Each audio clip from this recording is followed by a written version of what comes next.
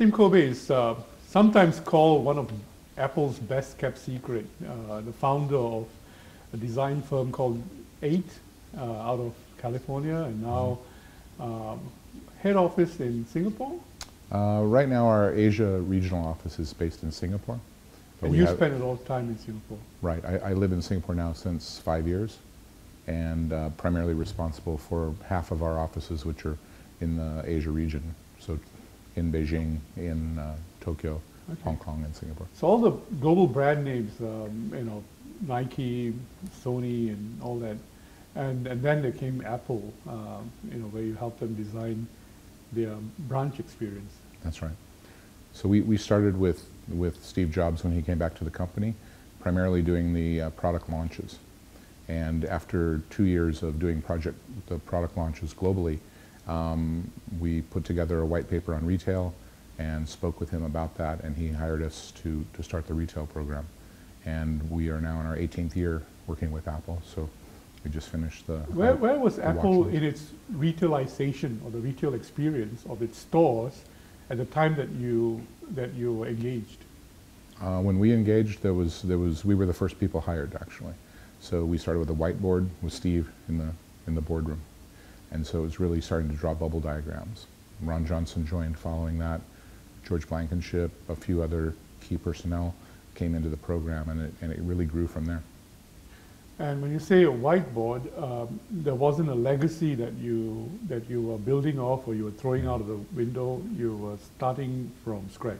There was really no precedent in consumer electronics in the way that was compelling. There was certainly a history of third-party, presentations, but Apple was suffering from the same kinds of situation that many other retailers were, which was they weren't controlling the storage and the relationship to their customers. Right. Now, part of that story has to do with space and design, and part of the story has to do with distribution and ownership, mm-hmm, right, and control, mm-hmm, and how fast you can scale that up. Mm-hmm. Did you have to deal with that quandary, that tension between the reality of the business itself and the design of the store?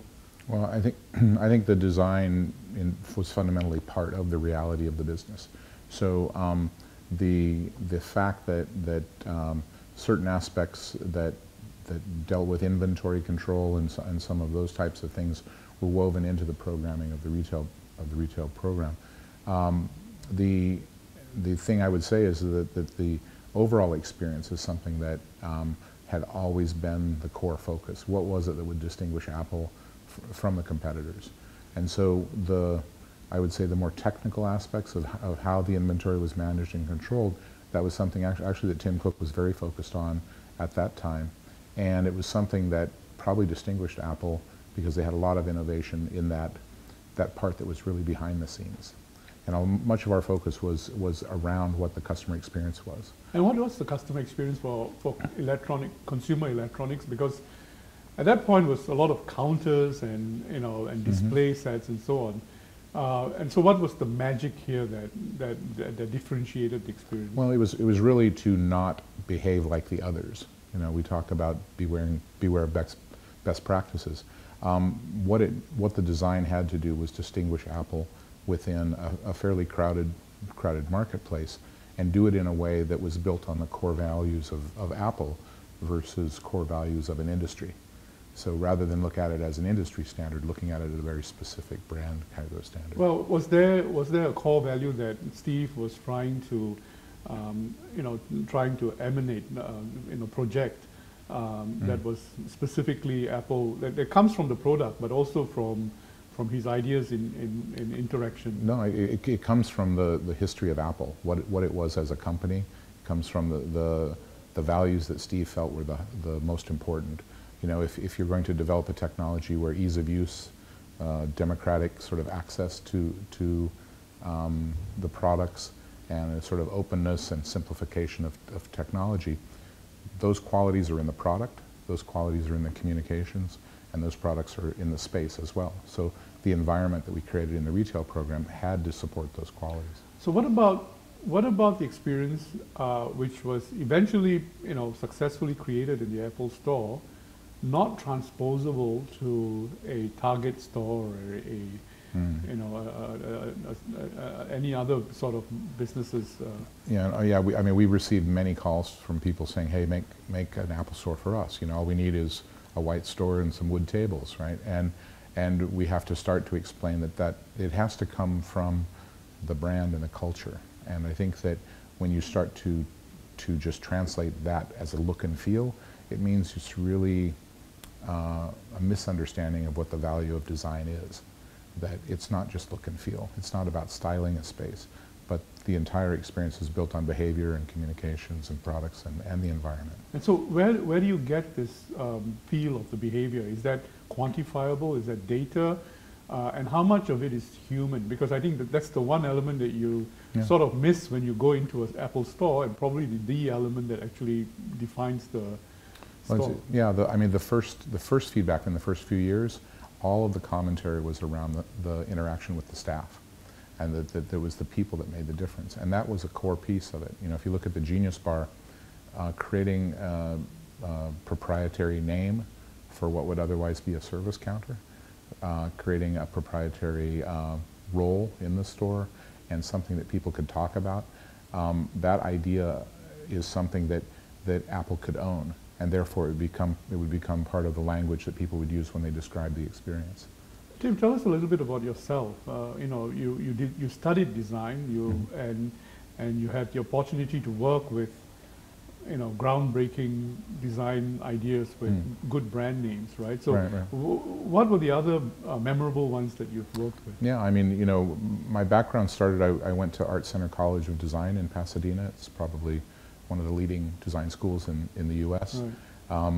You know, and coming out working in really multidisciplinary firms that did different types of things. Pasadena is itself a very agreeable town. Interesting place, right? And then funny, I also see the parallels with Singapore, because it's kind of a garden concept, and I don't know if that's what you prefer, but yeah. No, there's some nice synergies. Right. So then what were your breakthroughs then? So our breakthrough really was being hired by Steve. I mean, we had done work with Nike, we had done work with the North Face, we had done architectural work, we had done industrial design work, but you know, because of the Apple work, it became a big portion of our office. But you know, as we grew and you know, worked weekly with Steve, the things that we were able to do in other categories, for example, we were designing the Coach Global Retail Program as well. So Apple and Coach became #1 and #3 largest retailers in the U.S. We were working with a number of companies that weren't in categories that we were necessarily familiar with. So we would be hired, for example, by Citibank, working with their ventures group, to develop a smart banking program here in Asia. You know, we've just completed a project in China for Lincoln, launching the Lincoln brand there, and it's now doing very, very well.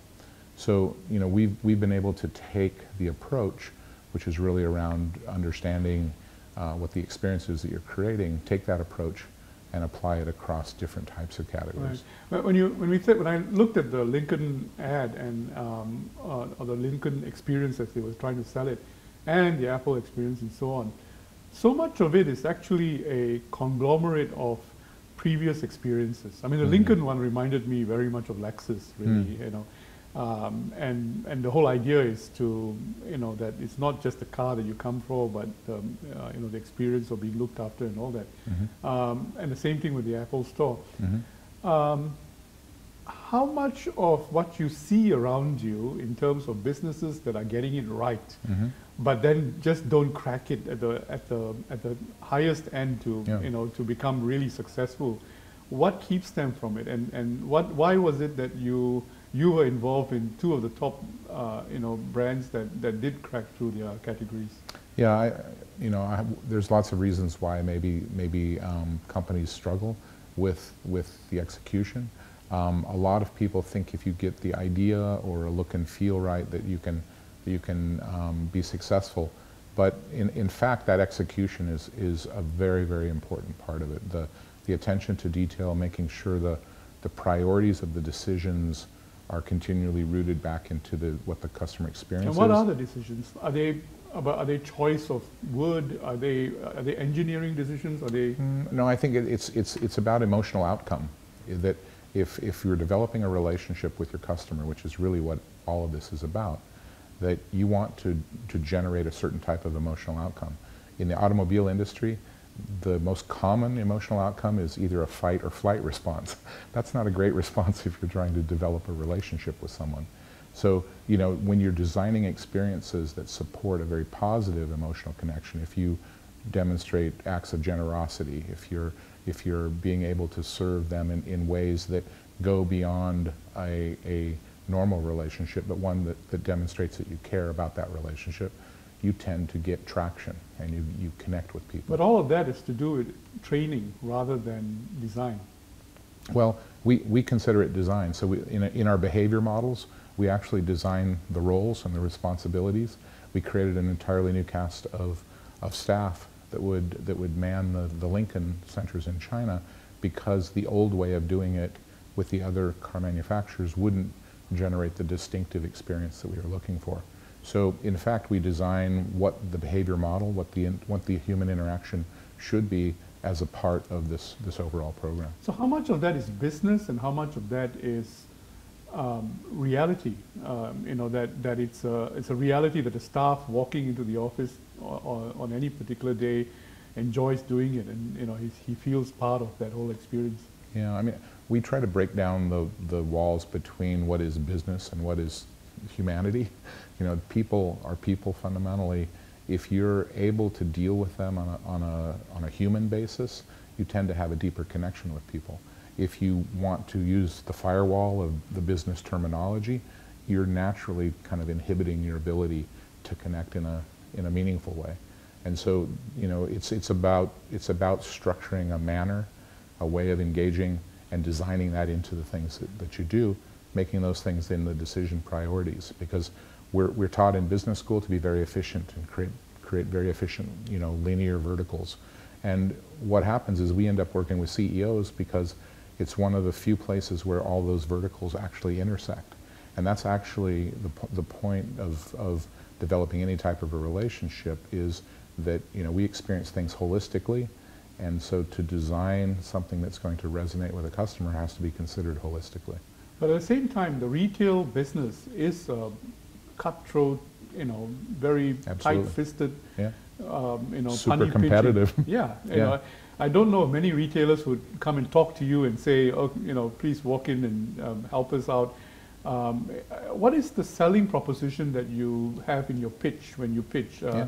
You know, do you pitch bottom line? Do you say that, you know, your profit will be this much higher, or you know, we do believe that this will result in X amount of sales and stuff? I mean, like real numbers. I mean, we demonstrate how we approach a project, and I think that they need to see that that's different maybe than what some of our competitors maybe. Do you put numbers to that?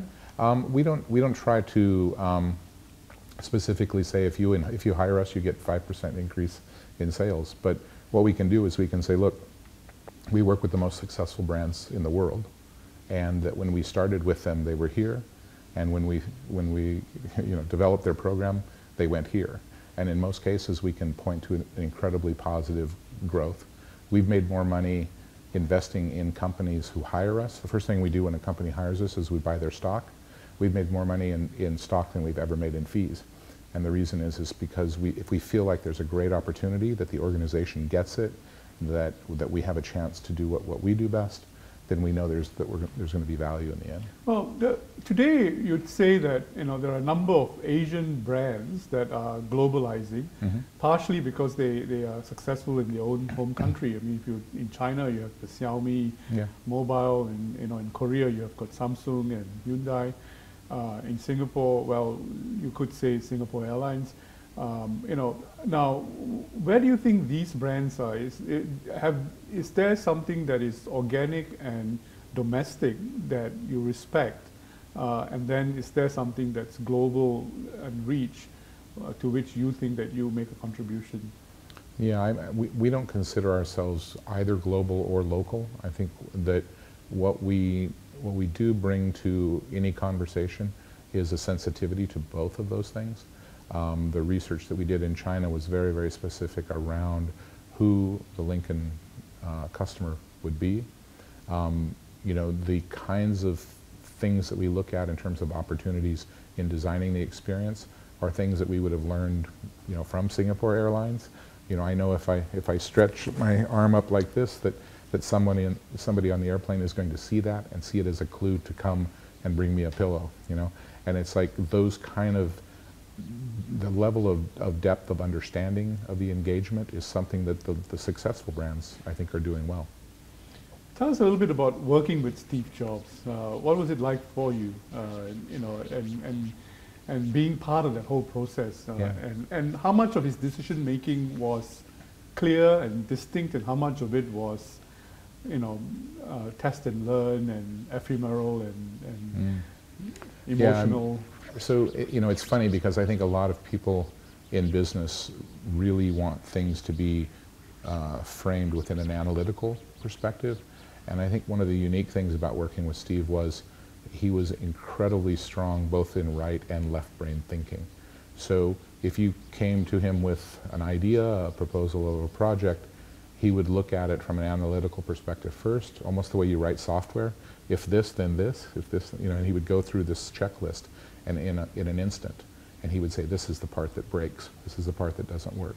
And if you made it through the analytical part, then he would switch over to the emotional side and say, you know, I don't feel this piece. And if I think of the you know, the most brilliant people we've been able to work with over the years, it's the ones who have a mastery of both right and left brain skills. But at the same time, his decision making was at every point of the experience. So you couldn't have a predictable business relationship with him. I mean, you could have rolled out 100 stores, and you'd say that something's wrong, and you got to go back and recast them. You know, everything was up for grabs. You know, if somebody had a great idea, we would figure out how to try it and see if it would really work. You know, I think, you know, that right and left brain sort of thinking skill set was also, it's probably less linear than most people are comfortable with. And so there was experimentation, there was development of, you know, things that would take a long period of time, and some things that would happen very quickly. How big is your firm? I mean, how many people were exposed to the Apple client from your firm? Yeah, our company today is about 100 people, but when we started working with Apple, we were probably half of that size. There's a number of our staff currently working at Apple. We have a portion of the San Francisco office is purely dedicated to a secure Apple box. So it was always important to work with the CEO or somewhere at the very top. I think so. I mean, you know, at Apple it made sense because Steve was really the decision maker at that time. And again, the company was much smaller than it is today.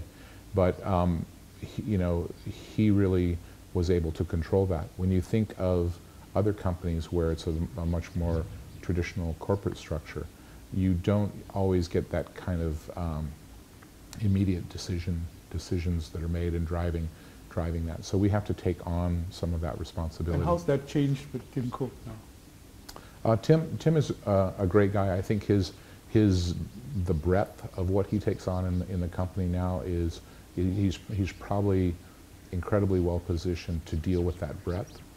Certainly he has Johnny to drive the design piece, and I think together, you know, Steve was always there in the equation, and dealing with such a loss like that is difficult for anyone. But I think he's been able to step in, and, you know, with maybe a few stumbles, but he's had a great supporting cast, and I think his skill sets are probably more widely dispersed. Now, the Apple Store is what, 20 years old now? The first one was 2001. Okay, so it's 15 years Yeah. Old. Is there, and in 2001, the whole social media thing didn't exist. Right, That dimension that, you know, right. didn't exist. So, is there a reason to recast it, taking into account this ephemeral part of that whole human experience that, you know? Well, you know, the design has always evolved. One of the things in traditional retail is you should evolve your stores every 5 years. Steve, after the first year we opened 23, 24 stores, first year he said, okay, let's go back and learn from what we've done and make it better.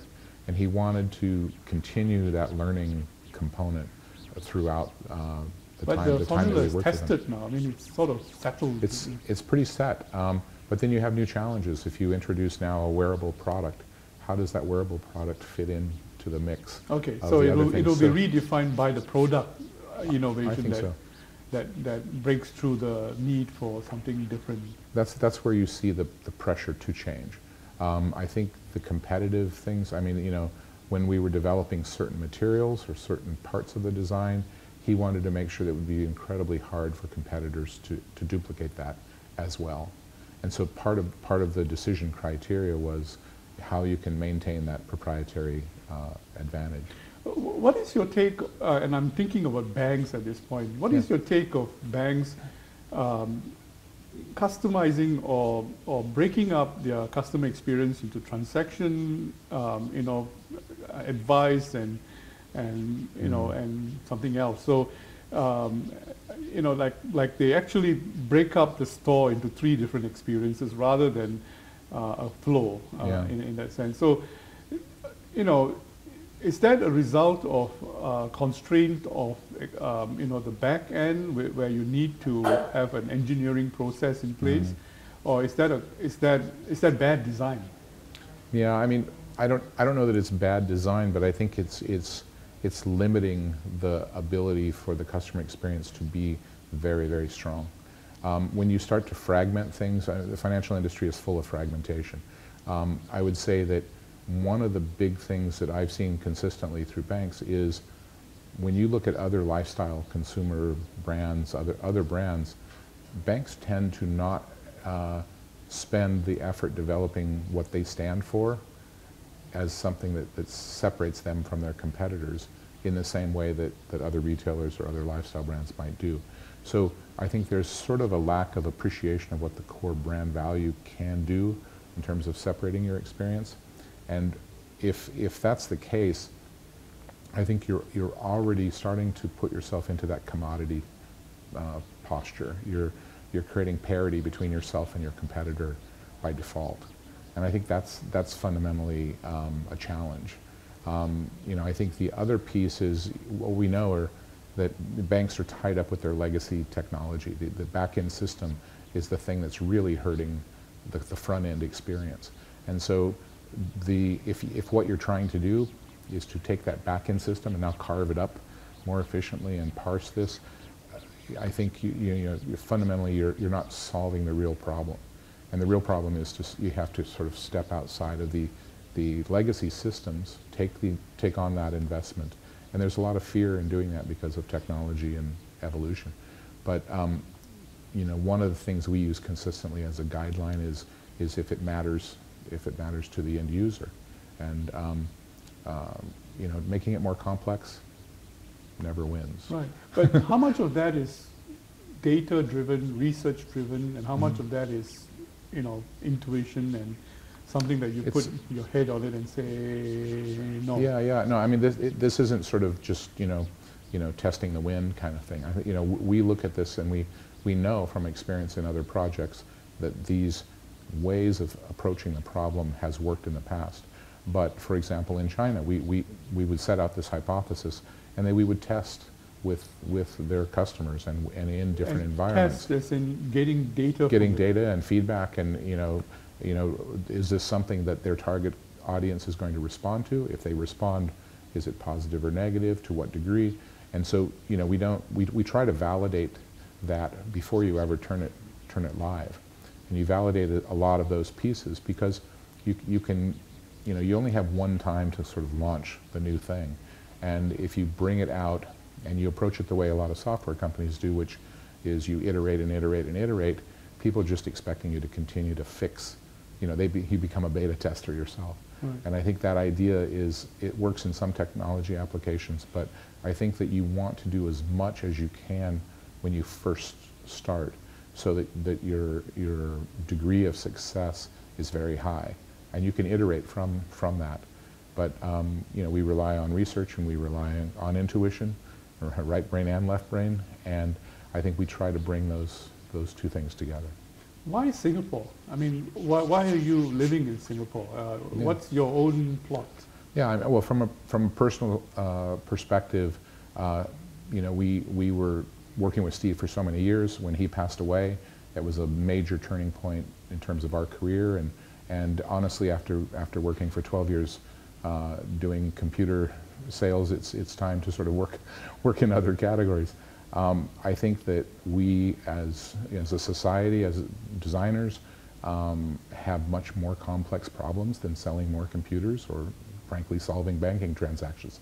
There are much bigger issues to solve, and I really felt that the next generation of thought leadership is in Asia, and it felt like it was a more vibrant, more interesting place to be part of. Right. And so for me, that's, I want to go That's where... That's you, but is I 8 made of 8, clearly 8 people who... No, we have 8 offices. We have office in London, New York, San Francisco.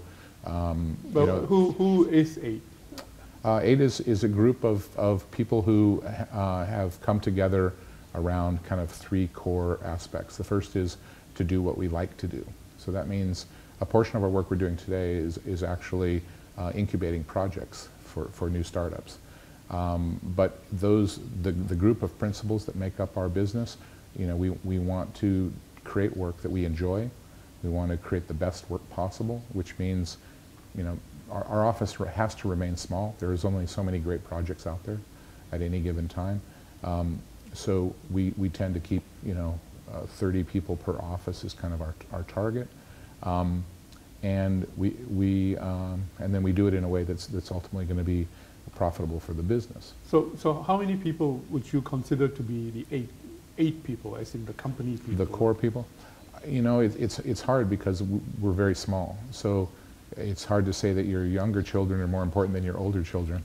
There are people at different... But it's a small community, and you have to qualify to sort of be seen as one of the principals, as it were.